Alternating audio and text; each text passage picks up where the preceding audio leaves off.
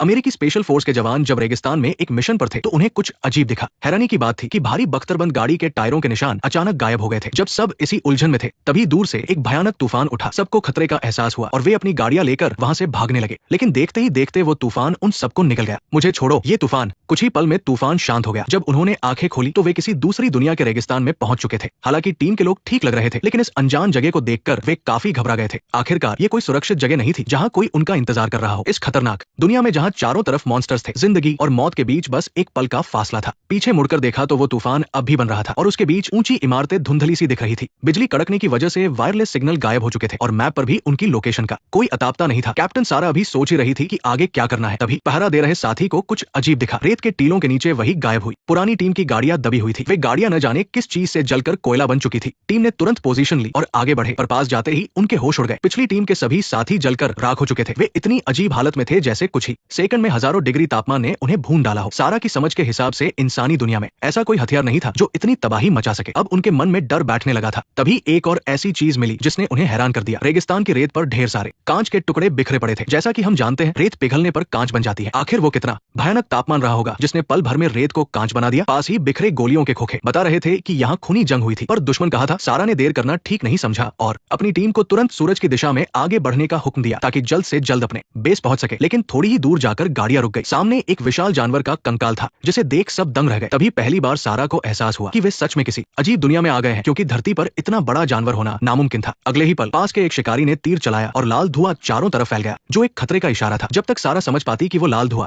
सिर्फ चूना पाउडर था, तब तक देर हो चुकी थी। बिना हुक्म के ही उसके साथियों ने फायरिंग शुरू कर दी। इससे वो शिकारी तो भाग गया, पर रेगिस्तान का राजा डियाब्लोस जाग गया। एक जोरदार धमाका हुआ और 6 बजे की दिशा से धूल का गुबार उठने लगा। डियाब्लोस तेजी से आ रहा था, पर टीम के लोग वही जमे रहे। सारा ने तुरंत कमान संभाली और सबको गाड़ी में बैठने को कहा, लेकिन उनकी बख्तरबंद गाड़ियां उस डियाब्लोस की रफ्तार के आगे कुछ भी नहीं थी। जैसे जैसे वो करीब आया, रेत के नीचे छुपा वो विशाल मॉन्स्टर नजर आने लगा। वो पूरी तरह बाहर आ चुका था और अपने नुकीले दांत दिखाते हुए उन पर बुरी तरह चिल्ला रहा था। सच कहूं तो उसके खतरनाक दांत और पत्थर जैसी खाल देखकर कोई भी नहीं कहेगा कि ये शाकाहारी है। सारा ने मशीन गन लोड की और डियाब्लोस पर गोलियां बरसाते हुए अपने साथियों को भागने में मदद करने लगी। लेकिन इतनी फायरिंग के बाद भी डियाब्लोस को खरोंच तक नहीं आई और न ही उसकी रफ्तार कम हुई। मजबूर होकर सारा ने रॉकेट लॉन्चर निकालने को कहा। जैसे ही वे हमला करने वाले थे, अगले ही पल गाड़ी हवा में उड़ गई। एक साथी का शरीर तो उसके सींगों से आर पार हो गया। वो इस टीम का पहला सदस्य था जो शहीद हुआ। मरते मरते भी उसने हिम्मत दिखाई और एक ग्रेनेड डियाब्लोस के सिर पर फेंक दिया। उस जोरदार धमाके के बाद डियाब्लोस और भी पागल हो गया और फिर से हमला करने लगा। गनीमत थी कि पीछे पत्थरों का इलाका था जहां वे छुपने के लिए भागे। वहां मौजूद शिकारी ने भी दूर से डियाब्लोस पर हमला करके उनकी मदद की। धुआं छंटने के बाद मॉन्स्टर ने दूर खड़े शिकारी को देखा, पर उसका पीछा नहीं किया। शायद ये मॉन्स्टर्स पुराने खिलाड़ियों के बजाय नए शिकार को परेशान करना ज्यादा पसंद करते हैं। जल्द ही सारा और उसके साथी एक गुफा में घुस गए। चट्टानों की वजह से वो मॉन्स्टर अंदर नहीं आ पाया। सूरज डूबने में अब बस कुछ ही मिनट बचे थे। तभी डियाब्लोस वहां से चला गया और सबने राहत की सांस ली, पर उन्हें अंदाजा नहीं था कि अक्सर कोई मॉन्स्टर तभी जाता है जब वहां उससे भी ज्यादा भयानक कोई और चीज छिपी हो। जैसे ही रात हुई, अंधेरे का राजा शैडो स्पाइडर अचानक सामने आ गया। उसने बिना मौका गवाए सारा को दबोच लिया और अपने जहरीले डंक से उसके कंधे पर हमला कर दिया। सही मौका देखकर एक साथी ने स्पाइडर की आंख पर निशाना लगाया। उसे पीछे हटने पर मजबूर तो कर दिया, पर सारा की धड़कनें रुक चुकी थी। जब बहुत सारी मकड़ियां एक साथ आने लगी तो सब मजबूरी में सारा को छोड़कर भाग निकले। दूर से देखने पर पता चला कि वे अनजाने में मकड़ियों के जाल में फंस गए थे। ये शैडो स्पाइडर अंधेरी और नम गुफाओं में रहना पसंद करते हैं। इनके ऊपर की अजीब बनावट इन्हें इन चट्टानों में आसानी से छुपने में मदद करती है। शिकारी मदद तो करना चाहता था, पर मकड़ियों की तादाद बहुत ज्यादा थी। बिना किसी अनुभव के ये बेचारे लोग एक कोने में फंस कर रह गए। एक के बाद एक हो रहे हमलों में साथी पकड़े जाने लगे और यहाँ तक कि शिकारी भी मुश्किल में आ गया। सारा की जब आंख खुली तो वो उन मकड़ियों की गुफा में थी। वो पूरी तरह से एक काली झिल्ली में लिपटी हुई दीवार से लटकी थी। अपनी जान बचाने की कोशिश में वो किसी तरह उस जाल से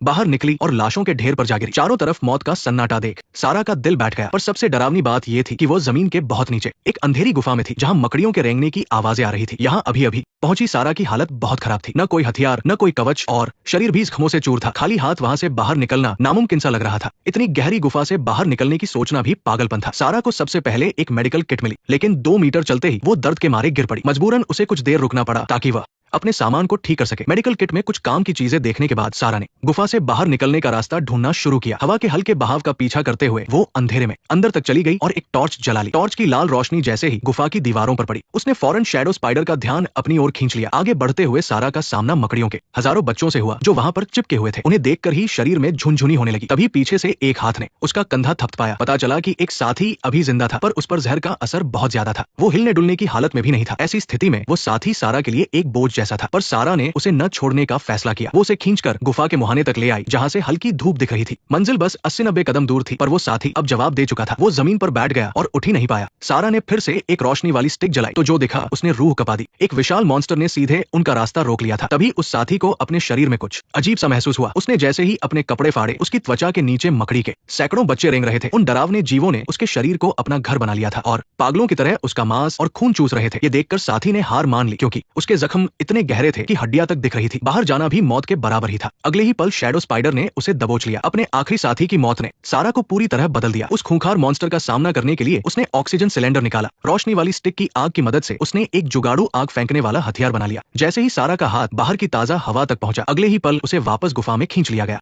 जब उसे लगा कि अब उसका अंत करीब है, तो अफरातफरी में उसके हाथ गोलियों की एक पट्टी लगी। उसने उसे शैडो स्पाइडर पर दे मारा। आग की वजह से गोलियां फटने लगी और धमाके शुरू हो गए। मौका पाकर सारा बाहर की तरफ भागी। सूरज की गुनगुनी धूप ने उसके शरीर की ठंडक को दूर किया। इस अनजान दुनिया में भटकने के बाद उसे थोड़ा सुकून मिला। तभी अचानक सारा को कुछ याद आया और वो पागलों की तरह अपने कपड़े उतारने लगी। नेक्स्ट पार्ट देखने के लिए वीडियो को लाइक करो।